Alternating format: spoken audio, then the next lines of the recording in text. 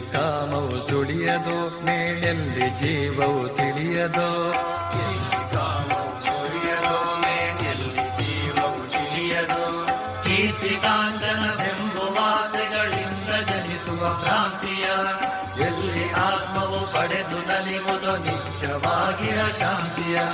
ನನ್ನಿಯರಿವಾನಂದ ವಾಹಿನಿಯಲ್ಲಿ ಸಂತತ ಹರಿಗುದ ಎಲ್ಲಿ ಎಡೆಬಿಡದಿರದ ತೃಪ್ತಿಯ ಜರಿ ನಿರಂತರ ಸುರಿಯುವುದು. ಅಲ್ಲಿ ಮೂಡಿದ